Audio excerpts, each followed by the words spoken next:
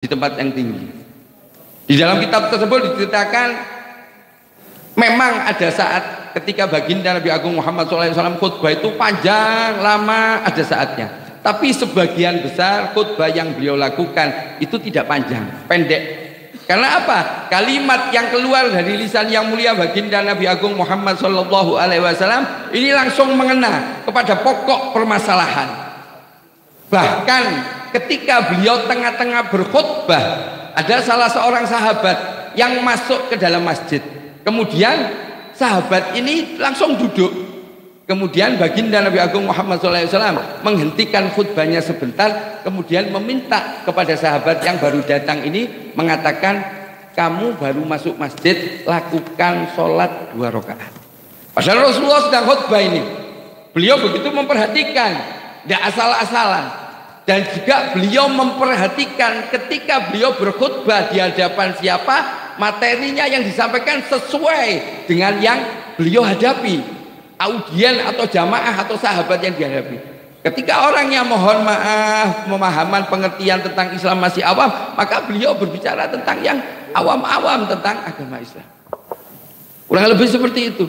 Mohon maaf, banyak sekali orang yang gagal paham. Mungkin kalau berbicara seperti ini, halayaknya masih umum, pemahamannya tidak sama, macam-macam, maka lebih bijaksana ketika kita berbicara yang sifatnya umum, bukan yang sifatnya khusus. Jangan. Ketika kita bercerita tentang khusus, misal kita berbicara tentang walinya Allah Subhanahu wa Ta'ala, wali tidak sama dengan kita. Kemudian kita berbicara wali, kemudian ada salah seorang atau salah 3 atau salah 4 orang memahami salah tentang wali. Ketika kita bercerita ada wali fulan bisa berjalan ke sini sekian waktu, bisa melakukan ibadah ini sekian waktu, dan ini dan itu, yang mohon maaf ketika di logika gak masuk akal. Opo yo. Nah, ini yang bahaya. Kenapa? Kita menyebabkan orang menjadi ingkar, menjadi kufur tentang nikmat yang diberikan Allah, yang dikhususkan Allah kepada walinya Allah Subhanahu wa Ta'ala. Hati-hati betul. Ini ada sebagian ustadz, ada sebagian kiai, mungkin ada dai mubalek.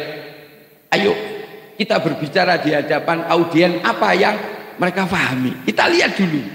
Kecuali ada acara khusus.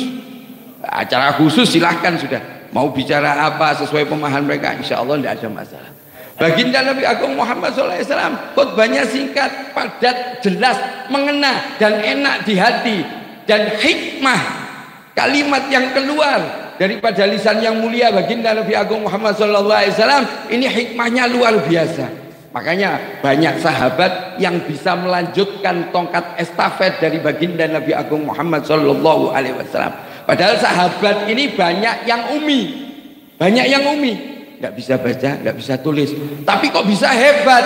Mohon maaf, menurut saya ketika saya membaca, sahabat ini memiliki satu keistimewaan. Apa? Rasa cinta kepada Nabi Muhammad ini luar biasa. Makanya ketika beliau berbicara betul-betul direkam. Kalau orang senang sama orang lain, maka akan mencontoh,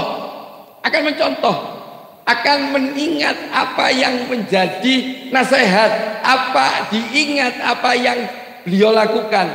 Termasuk, mohon maaf, saya memberikan contoh kepada saya awal muasal ketemu dengan guru saya, kemudian setelah saya berbicara ngobrol sekian, kemudian beliau bercerita tentang salah satu keistimewaan daripada Syekh Abdul Qadir Al-Jilani. Sampai saat ini saya cerita, sampai saat ini saya ingat cerita beliau, dan itu sering beberapa kali saya ceritakan di majelis-majelis. Tapi mohon maaf, malam ini tidak bisa. Kalau saya ceritakan iso sampai jam 11. Kita anteni sampai jam 9 tak marek ini. Yang 11 kurang seperempat akan saya tutup. Nah, ini termasuk mohon maaf. Ketika baginda Nabi Agung Muhammad SAW khutbah, beliau tidak, mohon maaf, bahasa Jawa ini ngecing, tahu ngecing ya?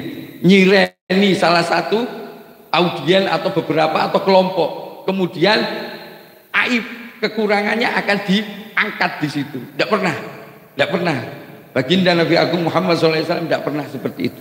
Beliau berbicara sesuai pemahamannya, tidak mengungkap, tidak mengungkit daripada kesalahan individu